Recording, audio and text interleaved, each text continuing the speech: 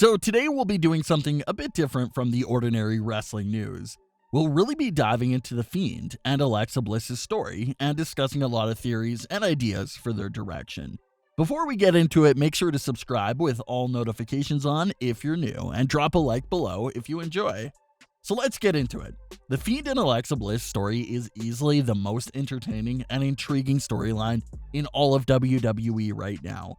There's a lot of great talent in WWE right now. Sasha Banks, Bianca Belair, Drew McIntyre, Bayley, and so many others continue to show out with their amazing work every week. But in terms of actual intriguing storyline that has the fans hooked, nothing in WWE comes even close to the Fiend and Alexa Bliss. Maybe Roman Reigns, but that's about it. The Fiend's story and Roman Reigns' story are the only two storylines that are actually worth talking about in WWE right now. So today we'll be focusing on the Fiend story by looking at 5 theories for the Fiend's WWE return. We briefly touched on a few ideas in the Firefly Inferno breakdown, but now it's really time to get in depth with it. Randy Orton lighting the Fiend on fire was a huge, shocking moment, which was perfectly done and was a great way to close out the show. There's some fans that didn't like the move and thought it was another embarrassing moment for the Fiend, but I disagree with that. I love this move by WWE because of all the endless possibilities it opens up and how it can make him even more of an unbeatable threat. So let's get into the list with number 5, the Fiend emerges from a fiery pit. I think this is a realistic possibility for the Fiend's WWE return. Alexa Bliss noted that the Fiend was home and briefly mentioned about being beneath the earth. So what if the return includes the Fiend coming out of the ground and walking out of this massive fire? That may be a little bit out of WWE's budget, but it seems like a good first appearance by the Fiend. A moment that the fans are going to remember just as much as the Firefly Inferno match. We briefly touched on this in the Inferno match breakdown, but a cinematic return for the Fiend wouldn't be a bad idea. I think the lights going out and him just appearing in the ring for his return will really be a pretty dull way for him to return. The same way the Fiend went out in a fire, I think the Fiend should return in the same way that he went out, with fire and just walking out of it. The Fiend had an amazing exit, including fire, so his return should most definitely include fire in some sort of way. The fire has been a reoccurring theme in this feud dating all the way back to 2017. So, for the sake of a great storytelling, the theme of fire should continue and play a big factor in the Fiend's return. Bray Wyatt keeps referring to everything coming full circle, so the thing that took the Fiend out is the same thing that actually brings him back, which is the fire. That's a good theory, and it would make sense to see the fire play another role in the Fiend's story. Number 4, the Fiend's spirit jumps into Alexa Bliss. So if you've seen a lot of scary movies or television shows, then you're already familiar with this concept. The monster, or whatever it is in the movie, would jump into a body and then jump into a new one when it wants to. So this theory and idea is quite similar to that. We know the Fiend has a heavy influence and drastically changes everyone that he interacts with. Unless your name is Kevin Owens, who somehow is immune to the Fiend's effect and wasn't changed one bit. But that's a whole other story. The Fiend has this heavy influence, and we see what he did to WWE superstars like Braun Strowman, Alexa Bliss, Seth Rollins, and others. So what if Randy Orton's freed the Fiend's spirit and influence after the Firefly Inferno match? What if the Fiend's spirit is going around while his body recovers? What would be the first body he jumps into? The easiest answer is Alexa Bliss. It's interesting because we've already seen the Fiend jump into Alexa Bliss. Go back to the WWE SmackDown match between Alexa Bliss and Lacey Evans. Alexa was literally possessed by the Fiend in that match, and it was as if he was out there fighting Lacey Evans. Then, of course, we had the big stare down between Alexa Bliss and Roman Reigns. Obviously, Alexa had no issue with Roman Reigns, so why was she looking at him like that? It wasn't Alexa Bliss that was looking at him. That was basically the Fiend who was looking at Roman Reigns through Alexa Bliss.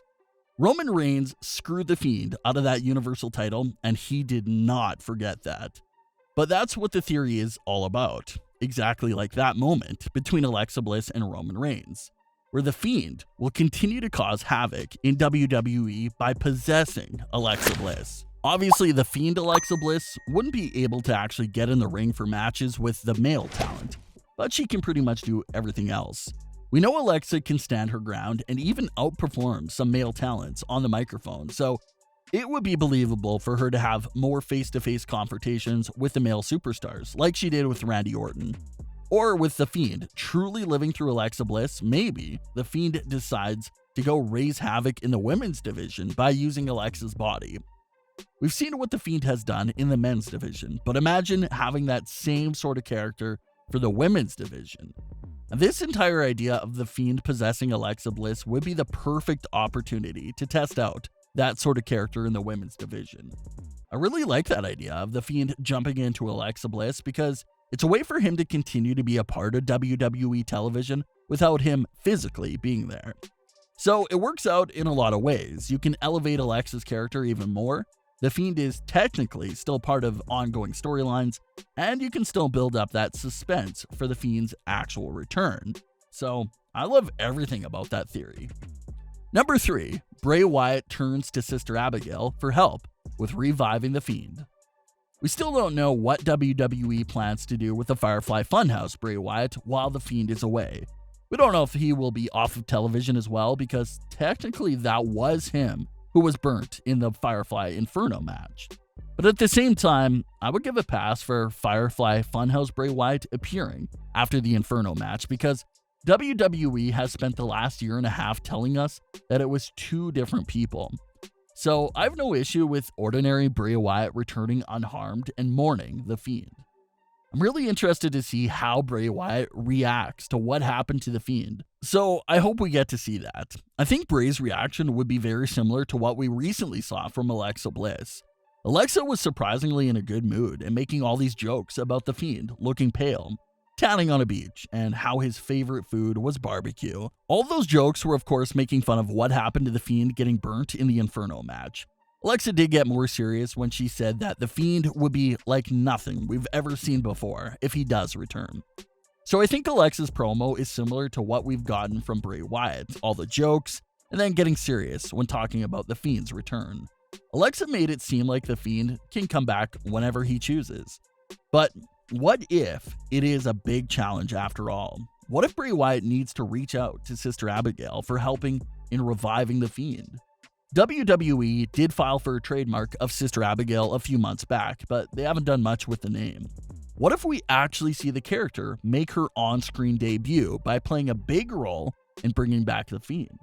That would be an interesting spot for Sister Abigail. Number 2, the Fiend returns to save Bray Wyatt when he desperately needs help. What if Bray Wyatt is in great danger, and that's when the Fiend emerges to save Bray Wyatt? That would be interesting as well.